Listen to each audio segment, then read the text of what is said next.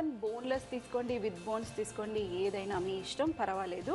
ఇక్కడ మటన్ ఉంది, అలాగే సొరకాయ కూడా కొంచెం పెద్ద పెద్ద పీసెస్గా కట్ చేసుకున్నారనుకోండి, మనకి దాల్చా అయిన తర్వాత సొరకాయ పీసెస్ కనిపిస్తాయి. ఎక్కువగా చిన్నగా కట్ చేసుకున్నారనుకోండి మ్యాష్ అయిపోతుంది దాల్చాలో. సో మనకి పీసెస్ కనిపించాలి అంటే కొంచెం ఎక్కువ పెద్దగా కట్ చేసుకోండి. అలాగే పప్పు, మరి పప్పు విషయానికి వచ్చేసరికి ఎక్కువగా కందిపప్పు కాకుండా శనగపప్పు వాడుకుంటారు. అలాగే మసూర్ దాల్ అంటే మన ఎర్రపప్పు ఉంటుంది కదా, ఆ ఎర్రపప్పుతో చేస్తారు. మరి నేనేం చేశానంటే ఈరోజు ఎక్కువగా శనగపప్పు తీసుకుని కొంచెం అంతా మన కందిపప్పు తీసుకుని ఫస్టే నేను ఉడకబెట్టుకున్నాను. కానీ మీరు అలా చేయకండి. ఏం చేయొచ్చు అంటే ఫస్ట్ మటను అలాగే శనగపప్పు కందిపప్పు, ఒకవేళ మీరు కందిపప్పు వేయకపోతే మీరు ఎర్రపప్పు వేసుకొని డైరెక్ట్గా ఫస్ట్ మటన్తో పాటు పప్పు మటన్ రెండు ఉడికిచ్చేసుకోండి. అప్పుడు మనకి ప్రాసెస్ ఈజీ అవుతుంది. నేను ఈరోజు పప్పు ఆల్రెడీ ఉడకబెట్టేసుకున్నాను. ఇప్పుడు మటన్ ఉడకబెడతాను. ప్యాన్లో ఆయిల్ వేసుకుందాము కొంచెం. ఆ తర్వాత ఇందులో మనం గరం మసాలాలన్నీ వేసుకోవాలి. దాల్చా మటను వేస్తున్నాం కాబట్టి జీలకర్ర, అలాగే మన బిర్యానీ ఆకు, దాల్చిన చెక్క, ఇలాచి, మిరియాలు, లవంగ, ఇవన్నీ వేసేసుకొని ఒక్కసారి మిక్స్ చేసేయండి. అలాగే ఇందులో ఉల్లిపాయలు, ఒక్క ఉల్లిపాయ తీసుకుంటే సరిపోతుంది. ఉల్లిపాయలు వేసాక కాస్త సాల్ట్, ఎక్కువ కాదు. ఇప్పుడు ఈ ఉల్లిపాయల్ని కూడా మరీ బ్రౌన్గా చేయాల్సిన అవసరం లేదు. కొంచెం ట్రాన్స్పరెంట్ అంటే లైట్గా కుక్ అయితే సరిపోతుంది. ఆ తర్వాత మనం ఇందులో అల్లం వెల్లుల్లి పేస్ట్ అలాగే మటన్ వేసుకుని మటన్ ఉడికేంత వరకు ఉడికించుకోవాలి.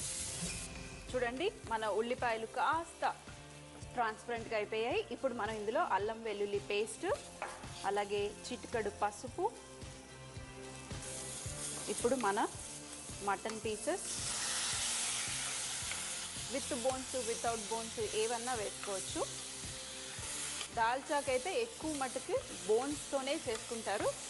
నాకు బోన్స్ అంటే చాలా ఇష్టం. ఆ బోన్స్ మంచిగా ఇందులో ఉడికిపోయాయి అనుకోండి, మనం పప్పులో వేసుకుని కొంచెం పులుసు వేసుకుని ఉడికించుకున్న తర్వాత ఆ టేస్టే వేరేగా ఉంటుంది.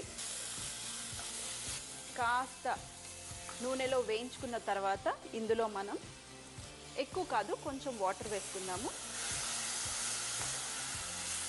మీరు కావాలంటే ఇందులోనే మసాలాలు అంటే మన కారము, ఉప్పు, ధనియాల పొడి ఇవన్నీ కూడా అన్నీ వేసేసుకొని కూడా మీరు ఉడికించుకోవచ్చు. కానీ నేను అలా ఉడికించను.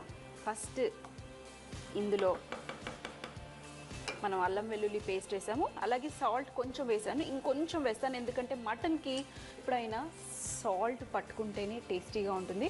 సో కొంచెం సాల్ట్ తగినంత వేసుకొని ఇప్పుడు మనం మూత పెట్టేద్దాం. ఒక 2 లేదా 3 విజిల్ల వరకు మనం ఉడికించుకుంటే మన మటన్ ఉడికిపోతుంది. ఆ తర్వాత మన దాల్చా చేయటమే. ఎప్పుడైనా మటన్ కుక్ చేసేటప్పుడు ఫస్ట్ కొంచెం స్లోలో కుక్ చేస్తే మనకి ఫాస్ట్గా మటన్ కుక్ అయిపోతుంది. నేను స్లోలో పెట్టేసుకుని ఒక 3-4 విజిల్ల వరకు కుక్ చేసేసుకున్నాను. మరి చల్లారిపోయింది కూడా. ఇప్పుడు మనం మూత తీసేద్దాం. తీసేసి చూడండి, మన మటన్ రెడీ. మటన్ కూడా కుక్ అయిపోయింది. ఇప్పుడు మళ్ళీ స్విచ్ ఆన్ చేసేసుకోండి ఫ్లేమ్. ఇప్పుడు ఇందులో మనం సొరకాయ పీసెస్ ఏవైతే కట్ చేసుకున్నామో ఈ సొరకాయ పీసెస్ అలాగే పచ్చిమిరపకాయలు వేసేసి ఒకసారి మిక్స్ చేసుకుందాం. మిక్స్ చేసి ఇప్పుడు మనం సొరకాయ ఉడికించుకోవాలి కదా, ఇందులో అన్ని మసాలాలు వేసేసుకొని మూత పెట్టేసి విజిల్ పెట్టకుండా కుక్ చేసుకుంటాను. అప్పుడు మన సొరకాయ ఉడికిపోతుంది. సొరకాయ 80% ఉడికితే సరిపోతుంది. మరీ ఎక్కువగా ఉడికిందనుకోండి అది సాఫ్ట్గా అయ్యి మ్యాష్ అయిపోతుంది. మ్యాష్ అవ్వకూడదు, మనకి పీసెస్ కావాలి కదా. మటన్ ఎలా పీస్ తగులుతుందో అలాగే మనకి సొరకాయ కూడా పీసెస్ తగలాలి. ఇప్పుడు ఇందులో కొంచెం కారం కూడా వేసేసుకుంటాను. మీకు తగినంత వేసుకోండి. దాల్చా అంటేనే కొంచెం స్పైసీగా ఉన్న మటన్తో చేసిన పప్పు, అలాగే ధనియాల పొడి, జీలకర్ర పొడి, ఆల్రెడీ సాల్ట్ నేను వేసుకున్నాను కదా మటన్ ఉడికేటప్పుడు. సో మరి కొంచెం లాస్ట్లో చూసేసి నేను సాల్ట్ వేసుకుంటాను. ఇప్పుడు కలిపేసి మూత పెట్టేద్దాం. మూత పెట్టేసి ఒక 3 నిమిషాల వరకు మనం ఈ వాటర్లోనే, లోపల ఉన్నాయి కదా కొంచెం నీరు ఉంది కదా, మటన్ నుంచి ఊరిన నీళ్ళు ప్లస్ మనం కూడా కొంచెం వాటర్ వేసుకున్నాం, అందులోనే మనకి సొరకాయ ఉడికిపోతుంది. ఉడికిన తర్వాత పప్పు అలాగే చింతపండు పులుసు వేసేసుకుంటే మన దాల్చా రెడీ. 2-3 నిమిషాలు స్లో ఫ్లేమ్లో నేను ఉడికిచ్చేసుకున్నాను. మీరు కావాలంటే కుక్కర్లో వేసేసుకొని కూడా ఉడికించుకోవచ్చు. చూడండి మన సొరకాయ కూడా ఉడికిపోయింది. చెప్పాను కదా, మరీ ఎక్కువగా ఉడికింది అనుకోండి బాగుండదు. పర్ఫెక్ట్గా ఉడికిపోయింది చూడండి ఇలా.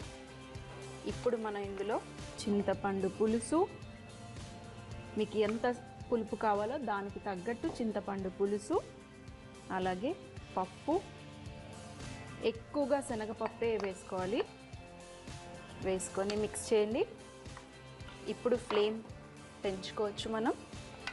ఇందులో కొంచెం పుదీనా ఆకులు తెంపేసి ఇలా చించేసి వేసేయండి. అలాగే కొత్తిమీర,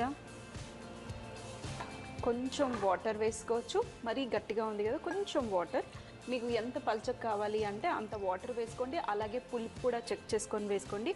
ఒకవేళ మనకి సాంబార్ అంటే పప్పుచారు ఎలా ఉందో అలా కావాలి అనుకుంటే కొంచెం ఎక్కువగా వాటర్, లేదు పప్పులాగా కావాలి అని అంటే మీరు కొంచెం తక్కువగా వాటర్ వేసుకోవచ్చు. ఇప్పుడు మనం టేస్ట్ చెక్ చేసి సాల్ట్ అడ్జస్ట్ చేసుకుందాం.